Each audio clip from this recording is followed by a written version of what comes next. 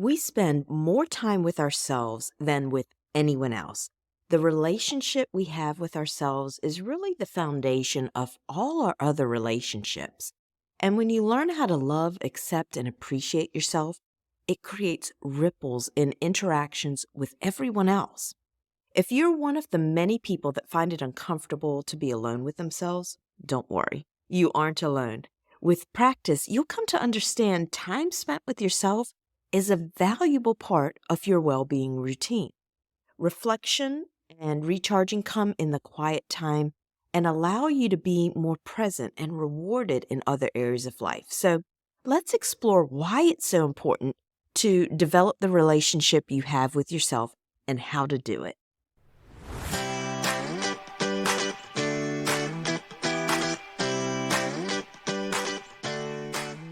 Welcome to the official podcast of True Basis Health, where we focus on living a life that connects health and mindset for optimal well-being. In each episode, Mika Hill, certified total well-being coach and perfect health educator, will cover bite-sized topics ranging from transformational well-being practices to maximizing mindset and how to live a rewarding life full of purpose. Here's your hostess, Mika Hill.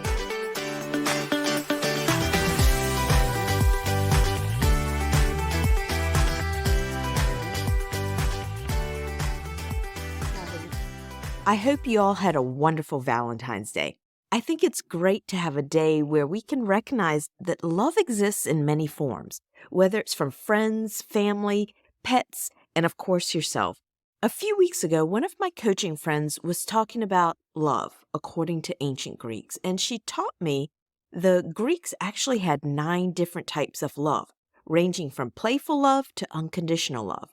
Since I spoke about relationships with others last week, I thought maybe today we'd talk about one of the other 8 kinds of loves the Greeks spoke about, a relationship with ourselves, self-love. So the Greek philosopher Aristotle believed the prerequisite for loving others was self-love because those that love themselves are more capable of giving and receiving all kinds of love. So what is self-love? Self-love is based on forgiveness and acceptance of the self, and it is a basic human right. So if that's the case, why do so many people find it challenging to love themselves? The mind is all about being hard on ourselves. We are often our own harshest critic. How often have you told yourself, I'm not good enough, nobody likes me, I can't do anything right, I'm an idiot? The way we talk to ourselves can be so harmful and keep us stuck in this cycle of self-doubt. So I'm hoping that after today, you'll be challenging your inner Whitney Houston because learning to love yourself is the greatest love of all. During a Chopra certification class, Deepak Chopra shared how he used to prepare himself to speak in front of large crowds. He would say to himself, above no one, beneath no one, immune to criticism and flattery, fearless in the face of adversity. And I thought that was brilliant, and it became kind of a mantra of sorts for me. Because how often in life are we conditioned to fit in or to be perfect? We compare ourselves to others nonstop, and our ego is bruised or inflated based on what others say. It seems like we're reluctant to stand in our own confidence and light, and in doing so, we put our true self on hold. We worry about what others think and neglect how we really feel. And when we try so hard to fit in, it becomes uncomfortable to be alone with ourselves. Self-love is the antidote. It's about savoring that time with our thoughts, about realizing that you bring something completely unique to the table, that the act of judging or comparing, well, it's frivolous. Let me ask you, what happens when you've put yourself on hold to raise your kids and the kids leave the nest? How about if you have a really good friend and that friend moves? After all those shopping trips, luncheons, and coffee dates, they go away. What happens? How about if your significant other leaves? What happens when you're left with all that time by yourself? When we aren't used to being with ourselves, the silence itself can be hard to handle. And then there's all that free time. If you think about it, the emotional fallout of suddenly having a bunch of me time, if you aren't used to it, can trigger a lot of physiological symptoms that impact well-being. And the reality is we are social creatures by nature. But how many of you say, I just need some downtime? How many of you long for a mini break from the people that drive you crazy? And then you get that break, and within a few minutes, it's like, this is too quiet. So why is being alone for periods of time difficult? Why do we act confident on the outside, but on the inside, we're so self-critical? And if we want to develop more self-love in our life, how can the cycle be broken? How does it become possible to be comfortable with ourselves, flaws and all? Well, it starts with awareness. How often do you have the same conversation with yourself? You spin in the story, but don't ever get to the bottom of it. I'm guilty of it too. Have you ever been shopping and seen an outfit that you think is absolutely beautiful, but then that quiet little voice inside says, you can't pull that off? Followed up with a bunch of reasons why it wouldn't look right on you. You're too short, you're too heavy, too old, whatever it may be. Whose voice is that telling you those things, and what the heck is it based on? Becoming aware of the feelings we experience and the stories we're telling ourselves is a great starting point to fostering self-love. Often, instead of questioning the thoughts and stories, they are just accepted, right? So, step number 1, become aware. And if it doesn't feel good or it doesn't feel right, if it's not something that you would say to someone you love, stop it. Question those thoughts like you'd question the HVAC guy telling you you needed a whole new system, right? Once you're aware of the feelings and stories, the next step in developing self-love is all about bringing in self-compassion. Truth be told, it's probably not going to feel natural at first. Focusing on self-kindness and acknowledging to err as human is major. And this is where those thoughts and stories can start to shift. Because everyone, and I mean everyone, no matter how perfect they seem, misses the bar at some point or another. Life is not a perfect Instagram reel. And giving yourself the same grace you'd extend to others and allowing yourself to grow from the experience, well, as Alexander Pope said, to err is human, to forgive is divine. I go to Fitness by William several times a week. The gym is a place that not only helps me physically, but mentally as well. Dr. William Ingram owns the gym, and each visit, we not only flex, but we have fellowship. And I usually leave with a bit of scripture, and I always feel good about life. He had a really nice analogy the other day that resonated with me, so I want to share it with you. He said, Mika, everyone has negative thoughts. Those pesky thoughts are like birds. And the key to living a happy life is not to let the birds land on your head and make a nest. And when he said that, I started to laugh because I could just visualize those birds flying around my head. The thing is, you don't want those negative thoughts making a home in your head. And I was like, man, I'm writing this one down. I thought, I am normal. Yay. So much common humanity. Our imperfections are here to help us learn, grow, and evolve, and we deserve a little grace. Now, every time I have a thought that isn't in integrity with how I feel or what I know to be true, I visualize those birds, and it brings me so much peace. And I want to invite you, the next time you're thinking thoughts that aren't coming from a place of self-love and compassion, see those birds in your mind's eye and shoo them away. Place your hand on your heart and silently say, may I be kind to myself in this moment. And this is one way to practice and flex that self-compassion muscle. So let's touch on the body aspect since everything's interconnected, right? The body, physical self-love. When you think of physical self-love, There are several ways you can appreciate your body through simple wellness rituals. I've already mentioned my trips to the gym. Something else I found to be so healing is taking a moment in the evenings after my shower. I put a cozy blanket on the floor at the foot of my bed, and I lay on my back, focus on my breathing, and just do one yoga pose, which is knees to chest.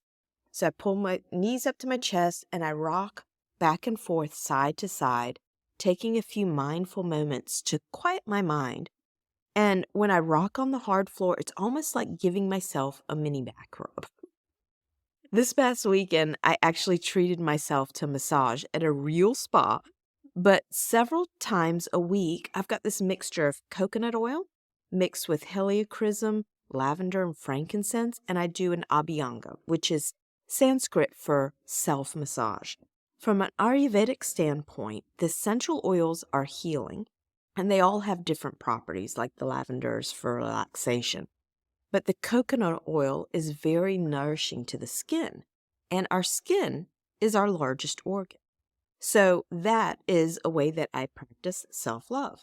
The mere act of slowing down, acknowledging yourself, and everything your body does to keep you moving through the day is amazing. And I've noticed the more attention I bring to my body and well-being, the more my self-worth, self-compassion, and confidence have increased. Now, when it comes to self-love in the physical body, there are so many ways to nurture ourselves, from the food we eat, the environments we put ourselves in, the way we clothe ourselves, and I could go on and on. But each one of us is incomparably unique. Go back to awareness. What is it that speaks to you? In what way do you want to bring more self-love into your life? And lastly, the spiritual aspect of self-love. Who am I? Has anyone found it hard to just be with themselves? In Vedic texts, it is said that our essential nature is usually overshadowed by the mind. Boy, ain't that the truth. I have to admit, when I first started meditating, I could not sit with myself. The silence was deafening. Every thought rushed in and out and all around. And guess what? It still does. Just not with as much urgency, speed, or volume.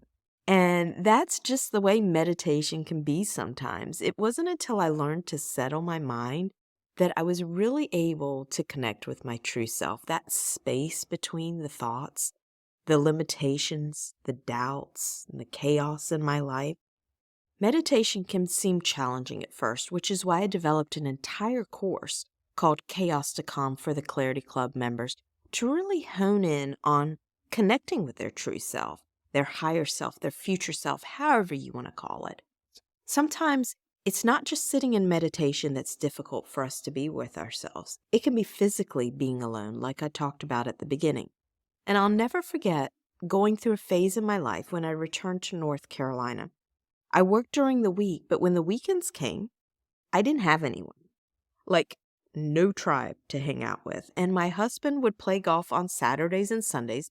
He had this 12 o'clock men's group, and I was left alone. Any other golf widows out there? It was a real time of self-discovery, and honestly, I was so lost in the beginning. Have you ever gone to a restaurant and just observed everyone around you, people chatting away, having so much fun, and you're all by yourself? At first, it's kind of awkward, isn't it? Thoughts of, I wonder if people are looking at me. I wonder what the waiter thinks. Should I have gotten this to go? And the thoughts keep spinning, and taking some time to actually sit with them, become aware of them, and question why you're having these thoughts. Why is it such a challenge to be alone? And this is why I love the clarity that comes with thought work. And I know many people with kids that long for alone time, even just to use the bathroom.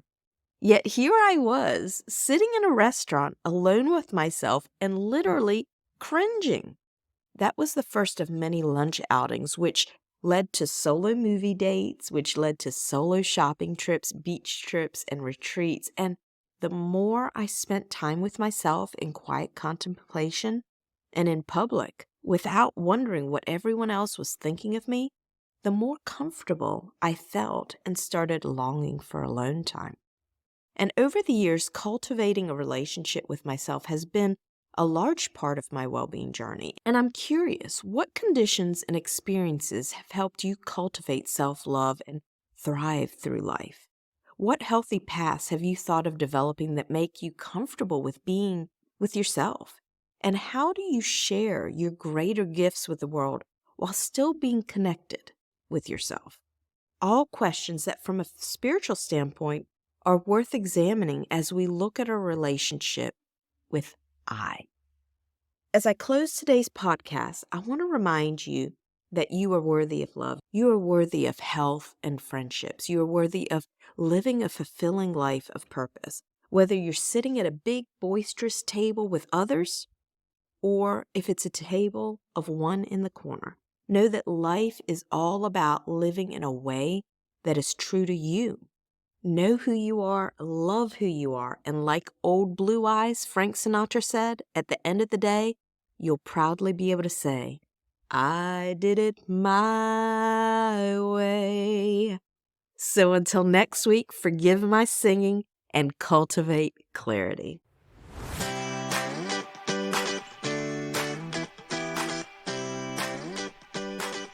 Thanks for listening to True Basis Health.